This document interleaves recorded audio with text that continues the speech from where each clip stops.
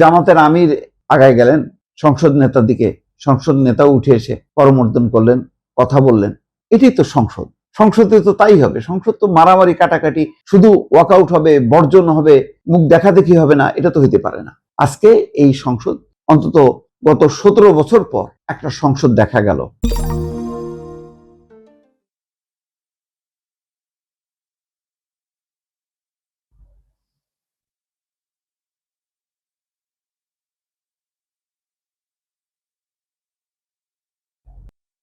দর্শক, বক্তব্যের শুরুতে আপনাদেরকে একটা ছবি দেখালাম। আমি স্থির ছবিও দেখাই, নিশ্চয়ই দেখেছেন আপনারা।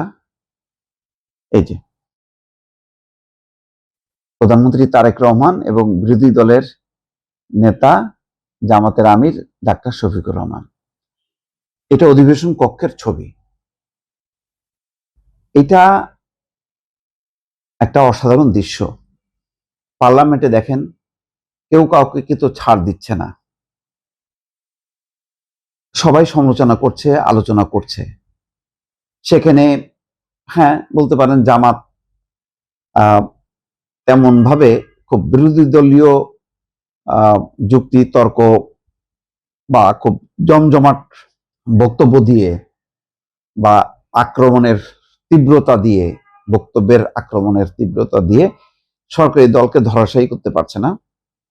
সরকারি দল বরং ধরাশায়ী করছে। প্রধানমন্ত্রী প্রশংসা করছেন, এমনকি কোন কোন ক্ষেত্রে ওই যে করমুক্ত করা প্রস্তাবগুলো তিনি শুনছেন এবং সাথে সাথে নির্দেশনা দিচ্ছেন। যেগুলি গ্রহণ করার মতন সেগুলি গ্রহণ করার কথা দিচ্ছেন।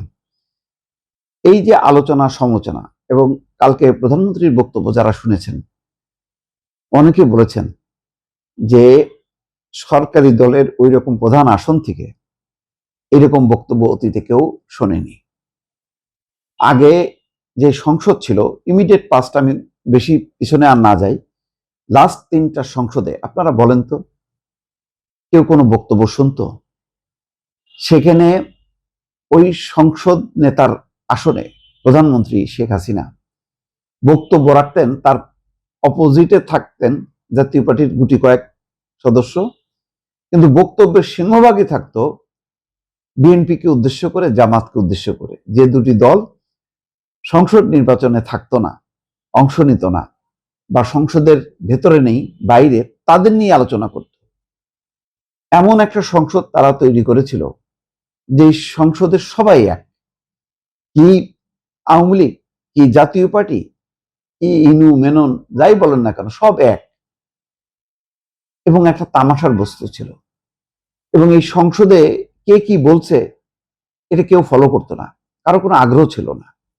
সংসদ অধিবেশন কাভার করতে কোনো রিপোর্টার যাইতো না, অথবা বেতারে বলেন, টেলিভিশনে বলেন, তাদের বক্তব্যের প্রতি কোনো আগ্রহ থাকতো না। রুমিন ফারহানার বক্তব্য শুনতো, পাটোয়ারি জাতীয় পার্টির সেক্রেটারি,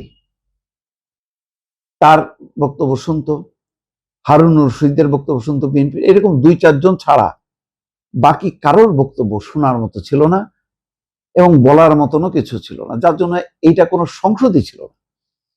সেই তুলনায় এখন দেখেন, সংসদে সালাউদ্দিন আহমেদ, হ্যাঁ, তাকে মুফতি বলা হয়েছে কেন, সেটা নিয়ে জামাতের ইতিহাস বলছে 100 বছরের ইতিহাস।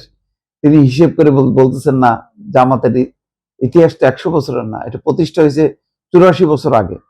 এই যে মানে হাস্য রস দিয়ে তিনি যেভাবে মানে বিরোধী দলকে সমালোচনা করছেন, বিরোধী দলও করছে, এই পাল্টা পাল্টিতে সংসদে এমন কোনো পরিবেশ তৈরি হচ্ছে না যেটা একটা চরম মাত্রায় খারাপ অবস্থার দিকে চলে যায় অথবা একেবারে ওয়াকআউট চলে যায়। আজকে সমাপনী দিনে দেখেন, তারা শুধু বক্তব্য দেননি, সংসদের সরকারি দলের নেতা, সংসদ নেতা প্রধানমন্ত্রী তারেক রহমান এবং প্রধান বিরোধী দলের নেতা এবং জামাতের আমির ডাক্তার শফিকুর রহমান দুজনে এসে মাঝখানে এসে করমর্দন করছেন, কথা বলছেন, এবং বক্তব্যেও প্রধানমন্ত্রী ডাক্তার শফিকুর রহমানের প্রশংসা করেছেন, শফিকুর রহমানও প্রশংসা করেছেন। বিরোধিতা, প্রশংসা, এটাই তো সংসদ।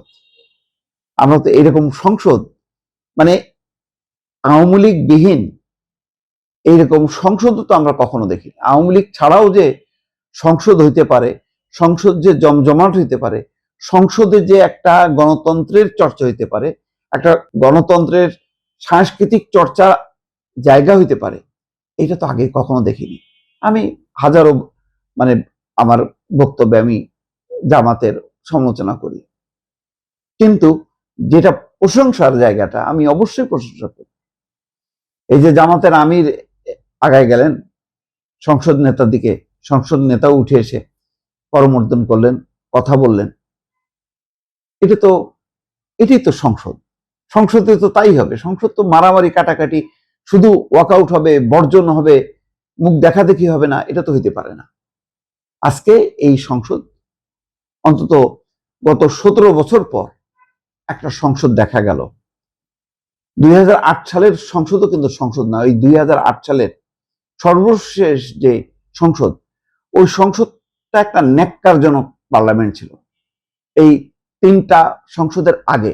কারণ ওই সংসদে নিরপেক্ষ নির্বাচনের যে রীতি, সেটা গলা টিপে হত্যা করছিল। ওই সংসদকে আমি বলবো যে গণতন্ত্র হত্যাকারী একটা সংসদ। কারণ নির্বাচনের সুষ্ঠু নির্বাচনকে আপনি যখন ভণ্ডুল করে দিলেন, ওটা শেষ করে দিলেন, তার মানে আপনি গণতন্ত্র শেষ করে দিলেন। তার মানে ওই 1/11 পর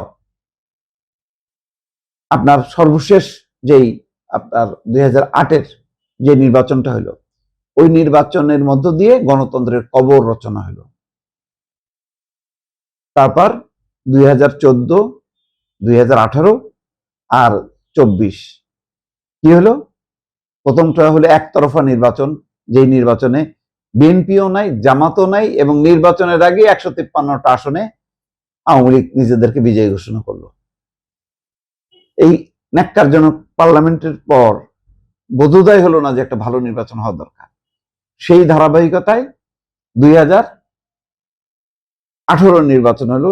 সেই নির্বাচনে বিএনপি কোনো রকমে অংশ নিলেও সেই দিনের ভোট রাতে হয়ে গেল।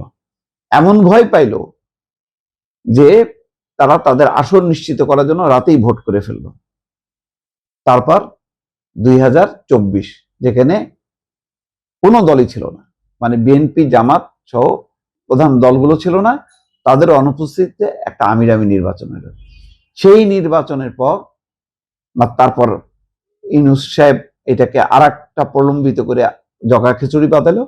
তারপরে যা নির্বাচনটা হলো, সেই নির্বাচনের করতে যেও এই গণভোট, এই সমস্ত নানা রকম মানে কমিশন গঠন, তার আবার রায় বাস্তবায়ন, এসব নানা জটিলতার পরেও একটা নির্বাচনের মধ্য দিয়ে একটা চমৎকার পার্লামেন্ট পাওয়া গেল, যার বহিঃপ্রকাশ এখন দেখা যাচ্ছে। এবং নিশ্চয়ই সামনের দিনগুলোতে এই পার্লামেন্ট আরো গতিশীল হবে, পার্লামেন্টের সদস্যরা আরো ম্যাচিউরড হবে, তর্ক বিতর্কের মধ্য দিয়ে এই পার্লামেন্ট জমজমাট হবে।